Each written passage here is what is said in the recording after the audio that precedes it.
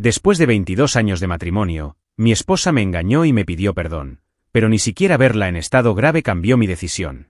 Si te gusta este tipo de contenido, dale like al vídeo y suscríbete al canal para apoyarnos y recibir notificaciones de nuevas historias. No te cuesta nada y nos ayuda mucho. Durante 22 años, yo, Eduardo, 47 años, creí que había construido un matrimonio sólido basado en la confianza. Elena, mi esposa, 45 años. Fue mi compañera de vida, mi mejor amiga, la mujer con quien compartí sueños, dificultades y logros. Tuvimos 3 hijos increíbles: Lucas, 21 años, Isabela, 19, y Sofía, 14. Yo soy arquitecto, ella es profesora de literatura y juntos construimos una vida que, a todos los que nos rodeaban, les parecía perfecta. Nuestros amigos nos admiraban, nuestra familia nos veía como un ejemplo de pareja feliz. Y durante mucho tiempo yo también lo creí. Pero quizás viví en la ignorancia.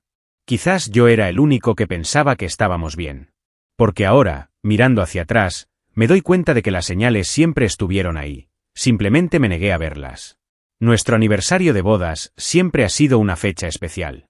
Era parte de nuestra tradición planear algo juntos, pero ese año decidí sorprenderla. Organicé un viaje a un balneario, lejos de la rutina, lejos del estrés. Quería que fuera un momento solo para nosotros, como en los primeros años. Pero en lugar de ver alegría en sus ojos, noté vacilación. Elena era extraña. Él sonrió, pero era una sonrisa vacía. Dijo las palabras adecuadas, pero sin emoción. Y, sobre todo, evitó tocarme. Pequeñas cosas empezaron a llamarme la atención: las miradas distantes, las respuestas cortas, la frialdad que aparecía en los momentos de intimidad. Era como si estuviéramos juntos físicamente, pero separados emocionalmente. Intenté ignorarlo. Pensé que era cansancio, preocupaciones por el trabajo.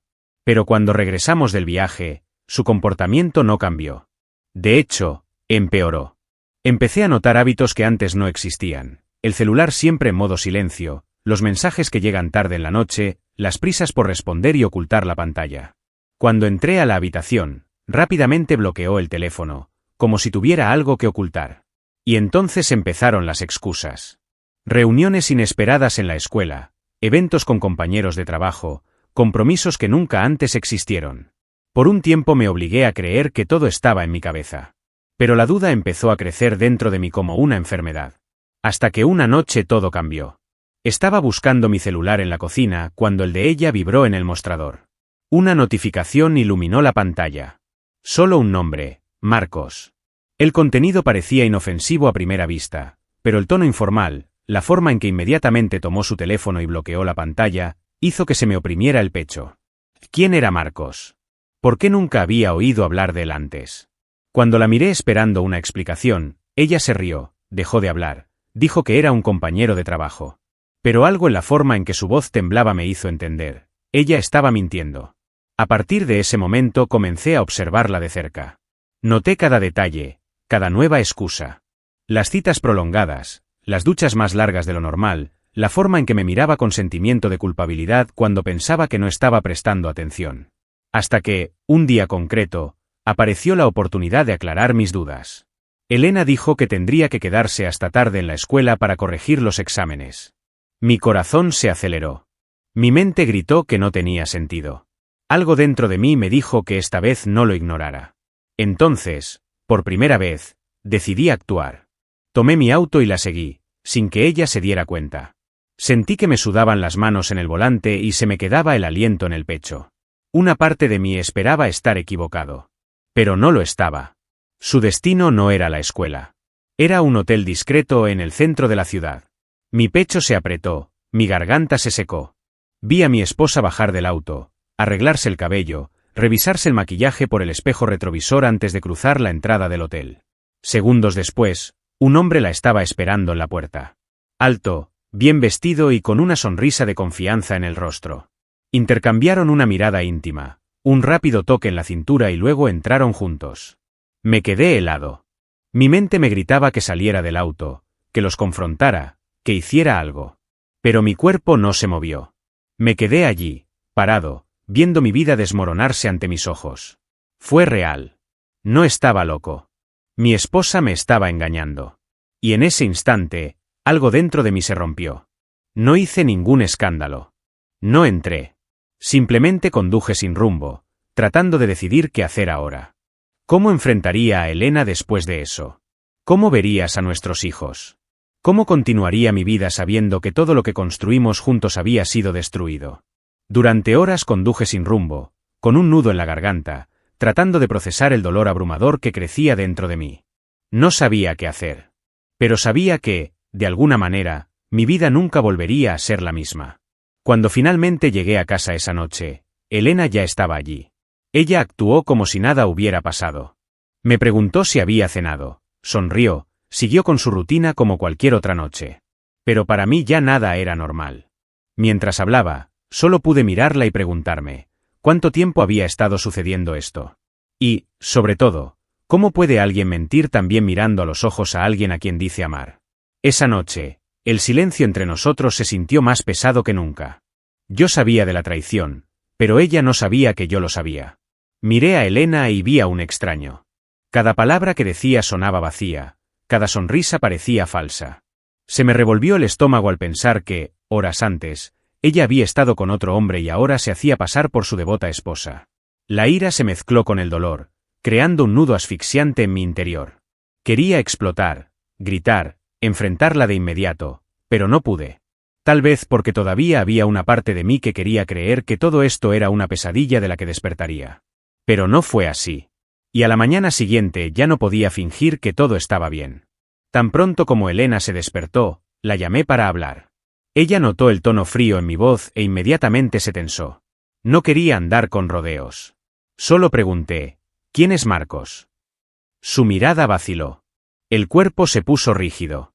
Por un segundo, vi el miedo pasar por sus ojos. La respuesta llegó vacilante, seguida de una débil excusa. Es un compañero de trabajo. Pero yo no estaba allí para jugar. Dijo que sabía la verdad. Que la vi en el hotel. Que ya no había lugar para las mentiras. Abrió mucho los ojos y guardó silencio. Fue en ese momento que me di cuenta de que ya no quedaba nada que salvar. Elena intentó negarlo al principio. Juró que me había equivocado, que era una coincidencia, que estaba imaginando cosas. Pero su rostro decía lo contrario. Cuando vio que yo no le creía, se derrumbó. Se puso a llorar, diciendo que no quería que fuera así, que las cosas se habían salido de control. Que nunca fue tu intención hacerme daño. Escuché todo eso, pero nada hizo ninguna diferencia.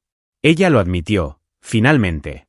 Dijo que Marcos era un compañero de trabajo con quien se había involucrado emocionalmente. Pero ¿cómo podría creer que eso era todo?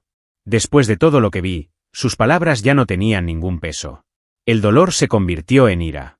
Necesitaba salir de allí. Cogí mis llaves y me fui sin mirar atrás.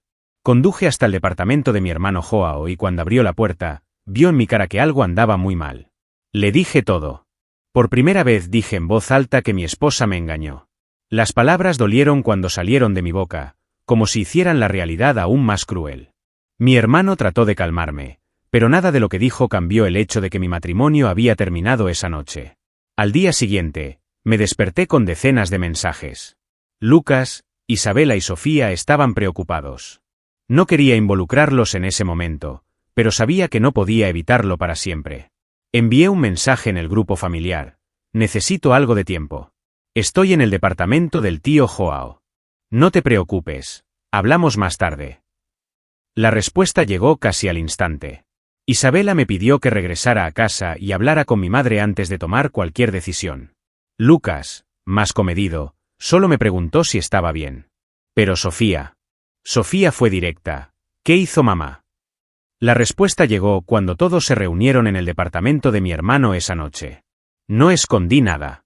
Le dije que Elena me estaba engañando, que yo mismo la vi entrar al hotel con otro hombre. El silencio fue devastador. Vi a Lucas frotarse la cara con las manos, tratando de absorber la información. Gritó Isabela. Y Sofía explotó. Se levantó de la silla, indignada, y preguntó cómo su madre tuvo el valor de hacer eso. Ella destruyó todo, gritó. Vi el dolor en sus ojos y me dolió aún más. Lucas intentó ver ambos lados. Siempre fue el más racional, el más equilibrado. Dijo que no quería tomar partido sin escuchar a su madre. Isabela tampoco quiso cortar vínculos, pero me pidió que lo pensara bien antes de tomar una decisión definitiva. ¿Pero Sofía? Sofía estaba furiosa. Dijo que no quería mirar más a su madre, que se quedaría a mi lado, que no perdonaría lo que ella hizo. Vi a mi familia empezar a desmoronarse allí mismo, ante mis ojos. Regresar a casa no era una opción. Elena intentó llamar varias veces, pero no respondí. No sabía qué más podía decir, qué excusa intentaría poner. Pero ya había tomado mi decisión, no había vuelta atrás. Ya no podía compartir la misma casa con ella. El matrimonio estaba muerto y no veía sentido a seguir luchando por algo que ya estaba destruido. En los días siguientes, el centavo empezó a bajar. Mi matrimonio de 22 años había terminado. La casa que construí con Elena ya no existía. La mujer que una vez había sido mi mejor amiga ahora era alguien a quien ya no podía mirar sin sentir enojo y decepción. Solicité el divorcio. Y lo hice sin dudarlo, sin abrir ningún espacio a la discusión. Elena lloró y me rogó que lo reconsiderara. Dijo que lo lamentaba, que eso no significaba que no me amaba. Pero ¿cómo creer esto? El amor no fue suficiente para evitar que ella me engañara. Y ahora, nada de lo que ella dijera podría cambiar lo que sentía. Empaqué mis cosas y salí de casa esa misma semana. No podía seguir ahí, durmiendo en la misma cama donde probablemente ella ya yacía pensando en otro hombre. Fui a un departamento alquilado, un lugar pequeño pero tranquilo. Y este silencio fue a la vez un alivio y una tortura. Por primera vez en 22 años estaba sola. Sin el ruido de los niños, sin la rutina de la casa, sin el sonido familiar de la voz de Elena. Solo yo y el vacío. Me pregunté si había tomado la decisión correcta. Pero luego me acordé del hotel, de los mensajes, del nombre, Marcos. Y la respuesta llegó como un puñetazo en el estómago. Sí, hice lo que había que hacer. No todos aceptaron bien mi decisión. Los niños estaban divididos. Isabela y Lucas todavía tenían un vínculo fuerte con su madre. Intentaron entender ambas partes. Me pidieron que me tomara un tiempo para pensar mejor. Pero Sofía no. Ella se puso de mi lado sin dudarlo. Dijo que no quería hablar más con su madre, que no podía perdonar lo que ella me hizo. No sabía si sentirme aliviado de tener a alguien a mi lado o triste al ver a mi familia irse así. Porque la verdad es que no hubo final feliz. Solo dolor, desilusión y fragmentos de una historia que alguna vez fue hermosa. La peor parte no fue perder a Elena. Fue perder amigos. Muchos de ellos se pusieron de su lado. Tal vez por lástima. Tal vez porque piensan que un error no debería destruir un matrimonio entero. Pero para mí, la confianza era un cristal que, una vez roto, nunca se podía volver a unir con pegamento. Y algunos no entendieron eso. Empezaron a evitarme, a juzgarme a mis espaldas, a decir que estaba siendo radical. Como si tuviera la obligación de perdonar, como si debiera aceptar la traición y seguir viviendo como si nada hubiera pasado. Pero yo no era ese tipo de hombre. Pasó el tiempo y escuché rumores sobre Elena. Ella entró en depresión. Los amigos intentaron convencerme de hablar con ella, de darle una segunda oportunidad, de al menos hablar. ¿Pero qué podría decir? ¿Que la perdoné? ¿Que todo estaba bien? No, no podía mentir. La traición destruyó algo dentro de mí. Y aunque quisiera perdonar, no sabría cómo volver a confiar en ella. Y sin confianza ningún matrimonio puede sobrevivir. Vivir sola después de tanto tiempo fue un shock. Las noches eran las peores. La casa vacía, la falta de ruido, los recuerdos que me persiguen. Intenté seguir adelante, pero era como si estuviera estancado en el pasado. Cada objeto, cada olor, cada recuerdo me devolvía a los momentos felices, antes de que todo se desmoronara. El problema es que cuanto más intentaba olvidar, más recordaba. El divorcio finalizó a los pocos meses. Fue rápido, sin grandes peleas. Elena aceptó los términos, tal vez por culpa, tal vez porque sabía que ya no podría convencerme. El matrimonio que duró más de 2 décadas terminó con unas cuantas firmas en un papel. Parecía injusto. ¿Cómo algo tan grande pudo terminar de manera tan simple? Pero esa era la realidad. El amor puede ser fuerte, pero no siempre es suficiente para impedir el fin. Ahora necesitaba empezar de nuevo. ¿Pero cómo? Han pasado 6 meses. Se suponía que el tiempo sanaría, pero todavía todo parecía borroso. Estaba tratando de seguir adelante, reconstruir mi vida poco a poco, todavía lidiando con el peso del divorcio y las cicatrices de la traición. Fue entonces cuando recibí la llamada que cambiaría todo. El teléfono sonó a altas horas de la noche, y al otro lado de la línea, la voz de Isabela temblaba. Papá, mamá tuvo un accidente. El suelo desapareció bajo mis pies. Mis dedos se enfriaron, mi corazón se aceleró. Le pregunté qué había pasado, pero lo único que pude entender fue que era grave. Muy grave. Corrí al hospital sin saber qué esperar. La forma en que hubo un tormento. Mi mente se llenó de pensamientos que no quería tener. ¿Y si este fuera su último día? ¿Y si nuestra última conversación hubiera estado llena de resentimiento? ¿Y si, a pesar de todo, todavía me importara? Llegué a la recepción y allí estaban mis hijos. Lucas abrazó a Isabela, tratando de ser fuerte, mientras Sofía miraba al suelo con los ojos rojos de tanto llorar. Nunca los había visto tan frágiles. Y fue allí donde me di cuenta de que, aunque mi relación con Elena había terminado, ella todavía era la madre de mis hijos. El médico nos llamó. Las palabras salieron como un golpe. El accidente fue grave. Elena sufrió una grave lesión en la cabeza. Estaba en coma. Intentaron estabilizarla, pero su estado era crítico. Escuché todo en silencio, sin saber qué sentir.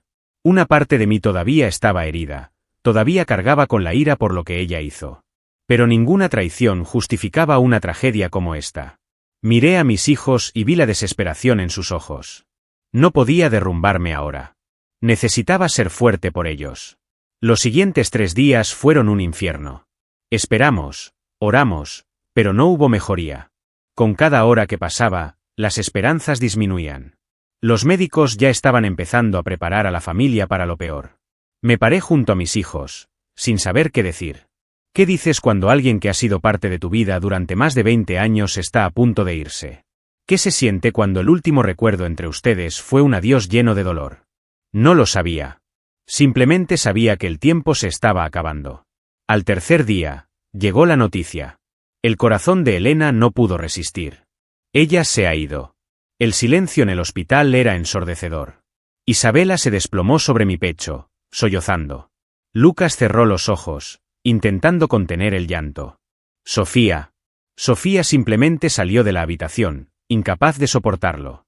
Me quedé allí, quieto, sin saber cómo procesar esa información. Ella estaba muerta. Y de repente, todo el odio, toda la ira, todo el resentimiento, ya no significaba nada. El funeral fue aún peor. El peso de la despedida fue asfixiante. Me paré en un rincón, observando las miradas a mi alrededor. Algunas personas me culparon. Escuché susurros, comentarios discretos. Dijeron que mi rechazo contribuyó a su depresión, que mi frialdad la empujó hacia ese destino. Como si yo fuera el responsable. Como si debería haber perdonado. Me quedé allí, escuchando todo sin reaccionar.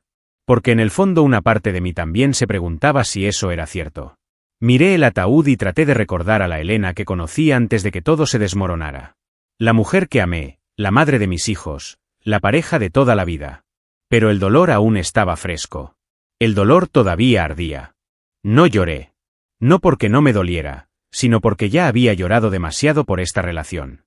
Mi despedida fue silenciosa. Sin palabras, sin perdón, sin conclusiones. Solo el final de una historia que alguna vez fue hermosa. Después del funeral todo cambió. Era como si me hubieran arrancado a la fuerza un capítulo entero de mi vida, dejando solo un vacío. Las semanas siguientes fueron extrañas. Los días pasaron y me encontré atrapado en un torbellino de emociones encontradas. Ira, culpa, alivio, tristeza, todo mezclado. La muerte de Elena no borró la traición, pero tampoco me dio ningún sentido de justicia. No quería que terminara así. Pero terminó. Y ahora tenía que aprender a vivir con ello. La casa donde vivimos durante más de 2 décadas se me hizo insoportable. Cada rincón guardaba un recuerdo, cada objeto parecía un recordatorio fantasmal de lo que fue y nunca volverá a ser. Sabía que no podía avanzar allí. Entonces vendí la casa. Compré un pequeño local en un pueblo costero, lejos de todo y de todos. Solo quería paz. Quería un nuevo comienzo donde nadie conociera mi historia. Donde no fuera el hombre traicionado, el marido que rechazó el perdón o el viudo que no lloró en el funeral. Sofía fue la única que quiso acompañarme. No podía perdonar a su madre y, ahora que Elena se había ido, tampoco sabía cómo afrontarlo. Decidió vivir conmigo por un tiempo, tal vez para escapar, tal vez para intentar ayudarme a llenar el silencio. En el fondo, ambos estábamos perdidos. Padre e hija, intentando reconstruir algo entre los escombros. Lucas e Isabela permanecieron en nuestra ciudad, tratando de levantarse a su manera. Todavía tenían una relación con Elena que necesitaban preservar, aunque fuera solo en el recuerdo. Pero Sofía decidió quedarse a mi lado. Al principio, la vida en la costa parecía un exilio autoimpuesto. Evité el contacto con la gente, pasé mis días en silencio, perdido en mis pensamientos. Pero, poco a poco, algo empezó a cambiar. Lejos de todo, comencé a encontrarme de nuevo conmigo mismo. Un día tomé mi vieja cámara, un hobby que abandoné hace años, y salí a caminar. Sin entenderlo, comencé a fotografiar de nuevo. El mar, el cielo, los pequeños detalles de la vida. Fue la primera vez en meses que sentí algo más que dolor. Lo que empezó como un hobby se convirtió en un escape. La fotografía me ayudó a ver la belleza en las pequeñas cosas, algo que creía imposible después de todo lo que he vivido. Poco a poco fui transformando esto en algo más grande. Comencé a publicar mis fotos en línea, participando en exposiciones de aficionados. No era un plan, pero sin darme cuenta estaba redescubriendo un propósito. Algo que no implicara traición, pérdida o sufrimiento. Solo arte. Sofía notó mi cambio. También empezó a abrirse más, a hablar de su madre, a tratar de procesar todo lo que pasó. A veces el dolor era fuerte. A veces era solo un recuerdo lejano. El duelo no tiene una línea recta. Pero íbamos avanzando, un día a la vez. Y por primera vez en mucho tiempo, el futuro no parecía tan asfixiante.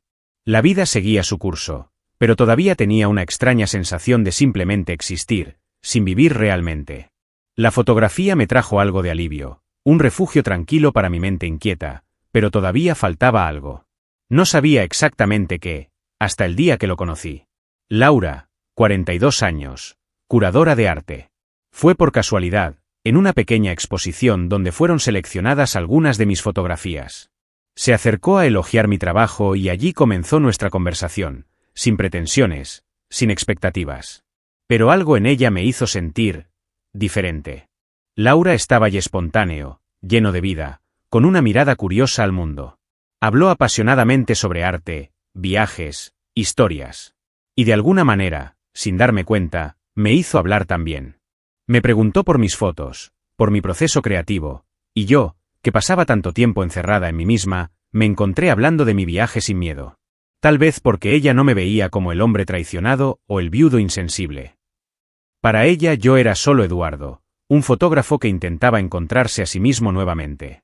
Nuestro contacto se hizo frecuente. Laura siempre aparecía con una idea nueva, una invitación a una exposición, un café informal que duraba horas. Poco a poco me di cuenta de que disfrutaba de su compañía. Pero al mismo tiempo, algo dentro de mí estaba atascado. Tenía miedo. Miedo a apegarse, a confiar, a hacer espacio para otro amor y volver a lastimarse. Y Laura se dio cuenta.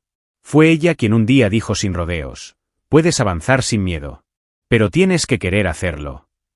Esas palabras se quedaron grabadas en mi cabeza. ¿Quería hacerlo? ¿Estaba listo para algo nuevo? ¿O me escondía detrás del dolor del pasado? Mientras reflexionaba sobre esto, Laura me hizo una invitación inesperada. Ella me animó a escribir mi historia. Al principio me negué. ¿Por qué reviviría todo eso? Pero ella insistió: su dolor puede ser un nuevo comienzo para alguien. Puede ayudar a cualquiera que haya pasado por algo similar. De mala gana comencé a escribir. Al principio, las palabras fueron pesadas, llenas de ira y resentimiento. Pero con el tiempo algo cambió. Convertir mi historia en palabras fue como limpiar una vieja herida. Escribir me hizo ver todo de otra manera. Sí, me engañaron. Sí, estaba herido. Pero mi vida no necesitaba estar definida por eso. Laura tenía razón. Podría seguir adelante. Solo necesitaba decidir si estaba preparado para ello. Escribir fue un proceso doloroso pero liberador. Cada palabra fue una parte de mi dolor liberado. Cada capítulo una parte de mi historia que finalmente pude enfrentar. Laura estuvo a mi lado todo el tiempo, animándome, revisando, ayudando a darle forma a lo que, al principio, fue solo un arrebato desorganizado. Cuando terminé, sentí que me quitaban un peso de encima. Por primera vez, mi historia no estaba solo dentro de mí. Estaba en papel, listo para ser contado. Con la ayuda de Laura, Pude enviar el manuscrito a algunas editoriales. No esperaba nada, pero, para mi sorpresa, hubo interés.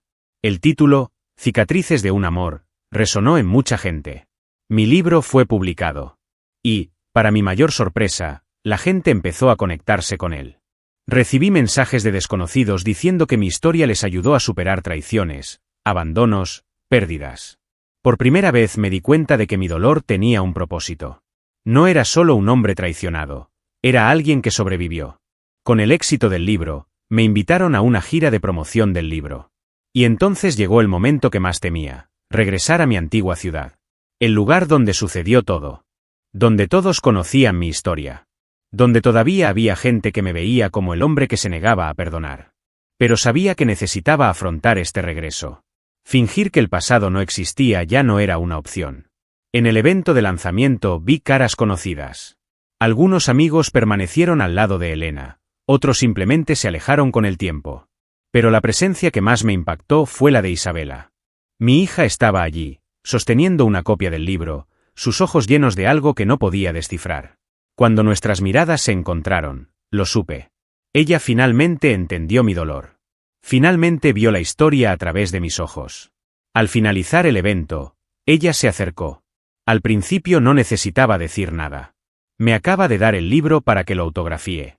Cuando cogí el bolígrafo, me temblaba la mano. Escribí algo simple: amor de tu padre. Cuando le devolví el libro, ella me miró y dijo: nunca había pensado lo que sentías. Ahora lo entiendo. Fue allí donde me di cuenta de que, tal vez, esta fuera mi mayor victoria. Recuperé mi voz. Y, poco a poco, fui empezando a recuperar a mi familia también. Pero aún quedaba camino por recorrer. Lucas todavía estaba lejos. Y no sabía si algún día volvería a mí. Días después del lanzamiento del libro, recibí una visita inesperada. Isabela apareció en mi casa, con los ojos rojos, sosteniendo el libro con manos temblorosas. Antes de que dijera nada, ella me abrazó. Un abrazo fuerte, lleno de lágrimas y palabras no dichas.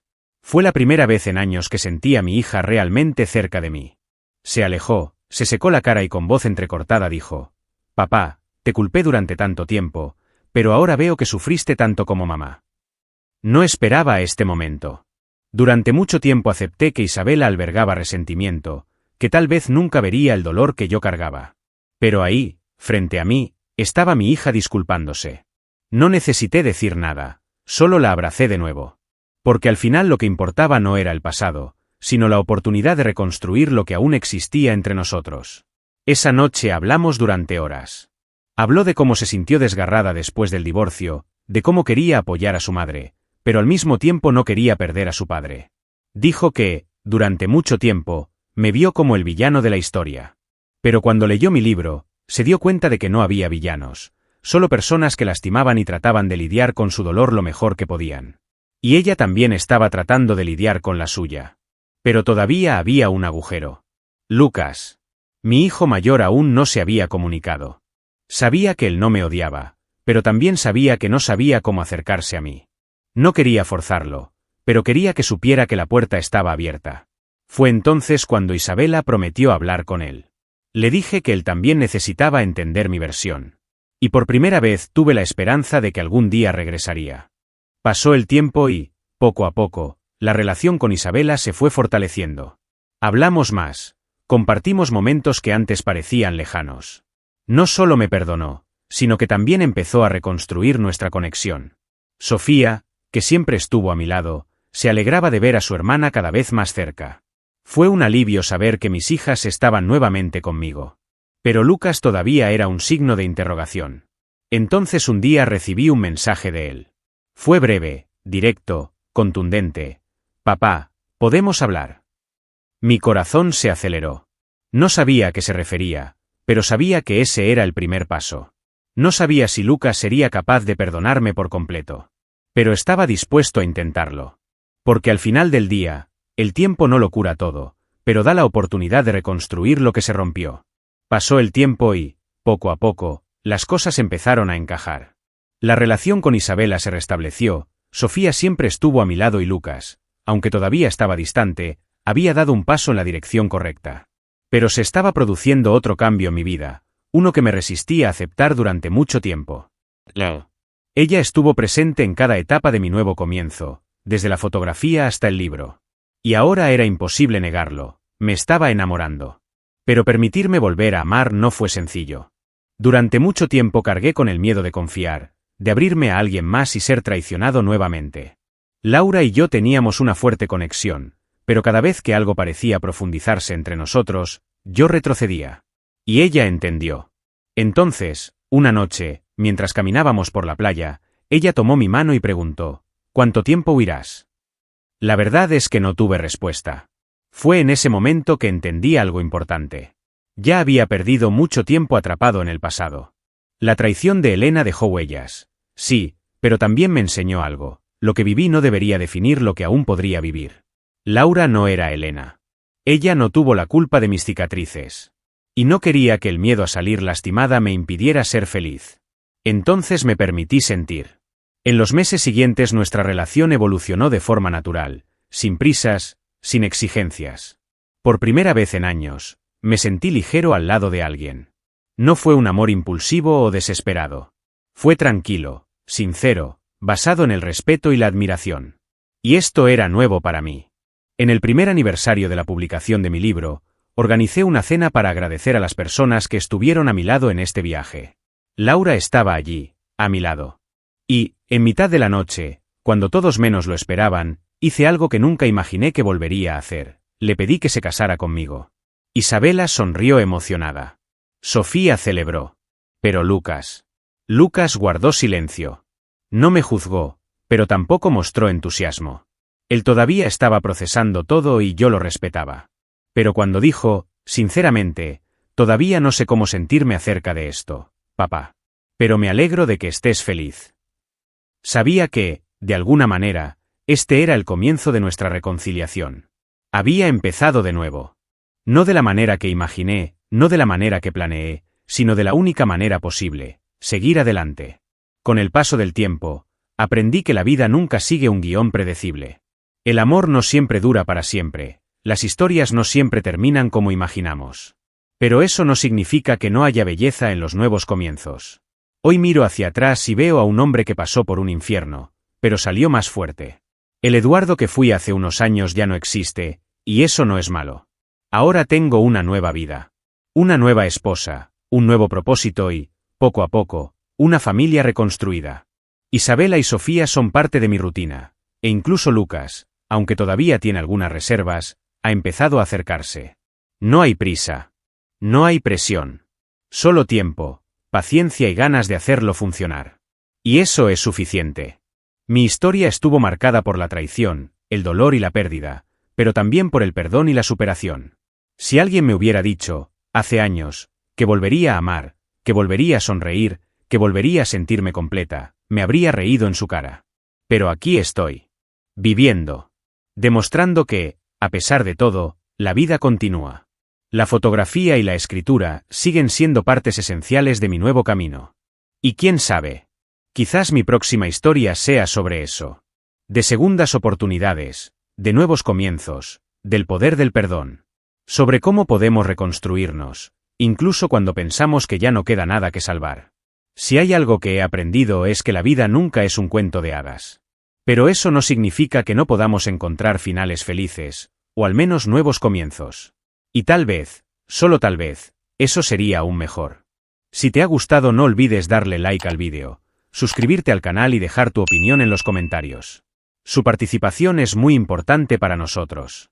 Gracias por seguirnos.